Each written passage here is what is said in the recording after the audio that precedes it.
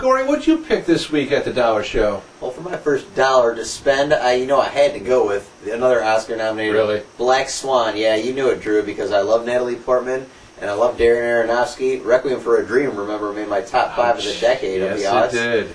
Black Swan is the dark story of a ballerina gone a little bit wacky, from trying to achieve perfection in her work, we'll say. It kind of serves as a metaphor for all kind of artists who are trying to, just push themselves to be the best they can be, and how the stress of it all can overtake you.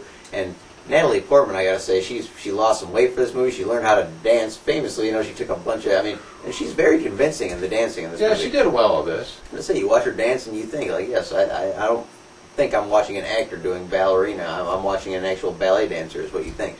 Very skinny. Skinnier than she already was. She's almost like too skinny, sinewy, you could say. Anorexic.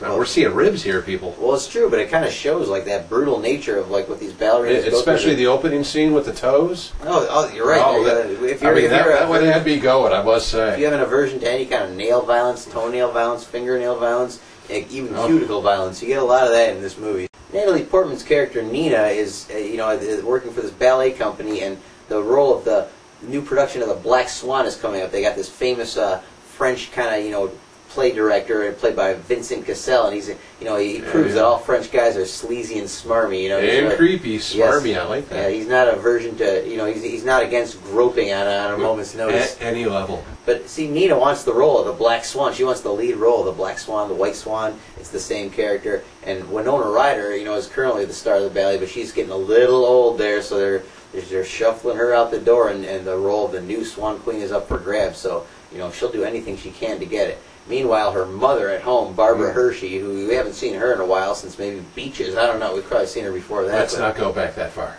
But anyway, her mother seems to have been pushing her to this dream her whole life. She lives in an apartment with her mother, and her mother's always watching over her, treats her like she's a little girl. She's got stuffed animals in the room. There's even a little hint of an incestuous thing going on there, I swear. And then you introduce this new girl played by Mila Kunis, the ever hot Mila Kunis, who's another reason why you wanted to see this movie. Yeah, it is. That's another good reason. And Mila Kunis has been showing up a lot of things these days. But in this one, she kind of plays well to her type as a kind of sexy, sly girl who's kind of like the mirror image, shall we say, of Portman's character. Mila Kunis is more loose, more sexy, more free, and Portman's a little more buttoned up and tight. A lot more liberal. Natalie Portman gets this role of the Black Swan, and then she starts to go a little bit nutty, and we'll just leave it at that, shall we? There's a lot of disturbing imagery in this. And it kind of reads as a weird mix. It's kind of campy, but it's also serious. A weird mix between I'd say Showgirls and that movie May, and even the Wrestler. A lot of May I saw in this. Even Darren Aronofsky's last movie, The Wrestler. There's a lot of that same kind of especially towards the end. Exactly. We don't want to give anything away, but at the same time, it's very well done. A great performance. Natalie Portman, deservedly, I say, won the Oscar for this, because she seriously, the emotions are right there. The camera is so close up on Natalie Portman all the time, and the emotions, you can just see them in her face. And she makes you feel when she gets the role how excited she is. You feel that? She's just come on. That's called pretty good acting, I must say, but... Oh, shit, I will say even, I don't like to use the word riveting, but I'm going to use riveting, yep. You were riveted to your seat. I was riveted from the... So if the projector actually went out, you would have sat there for what?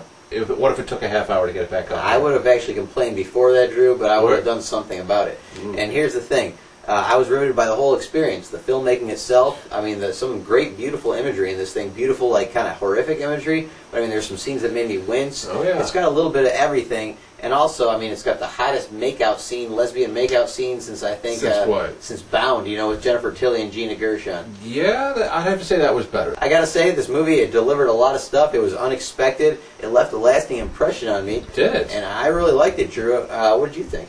Gory, this movie was all right. The acting was good. I like the cinematography, too. I thought that was done very well, as you were saying. But the story just didn't go with it all. It went way too slow, way too much about ballet. If you don't really care too much about ballet, you're not going to like this movie too much. I don't think. Well, see, I got to disagree with you there, Drew.